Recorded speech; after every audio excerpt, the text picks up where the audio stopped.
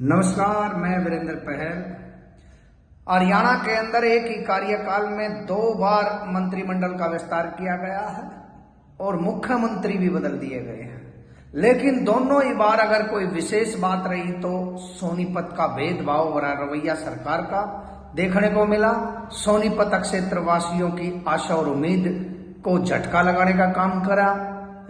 ये साफ तौर पर देखा गया। बहुत सारे लोगों ने जब हरियाणा प्रदेश के विधानसभा के चुनाव थे और 75 पार का नारा देकर के जनता में भ्रांतियां फैलाई जा रही थी, तो ये मानना था कि अगर बीजेपी की सरकार आ रही है तो यहां से बीजेपी का विधायक होगा तो निश्चित तौर पर क्षेत्र का सम्मान होगा, उन्नति और प्रगति होगी। इसलिए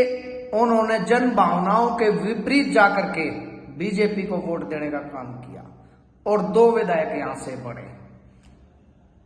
और उन सब के बाद ये देखने को मिला है कि चाहे बीजेपी के सोनीपत सांसद की बात हो या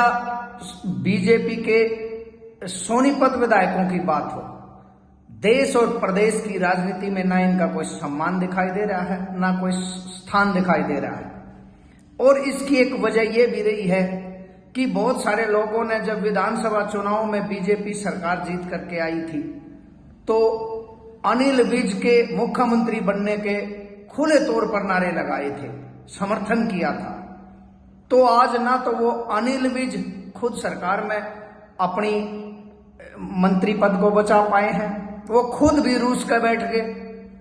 और उनके समर्थक जो उनको मुख्यमंत्री बना करके खुद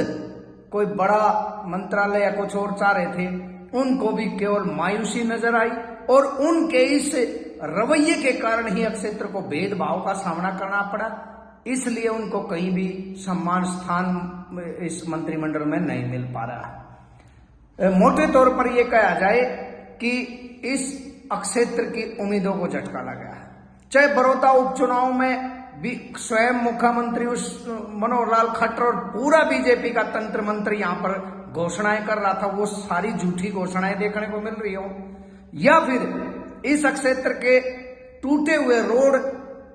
इस सरकार के महिमा मंडल का बखान कर रहे हैं। जहां एक तरफ एम्बुलेंस लोगों को सुरक्षित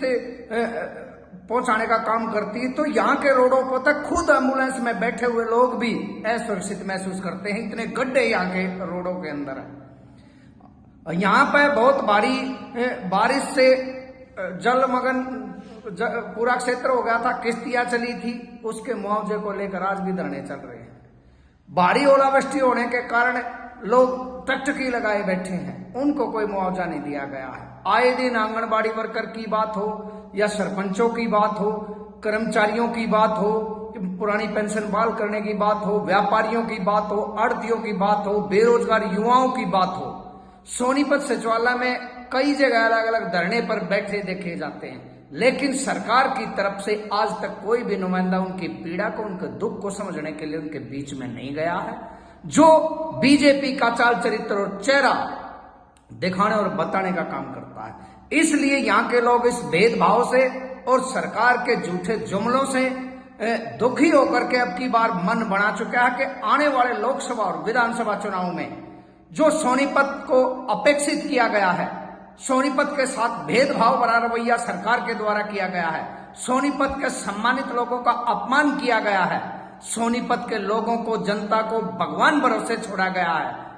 वो इस सरकार को यहां से उखाड़ फेंकने का मन बना चुके हैं। और आने वाले विधानसभा में इस सोनीपत की जनता ये करके दिखाएगी।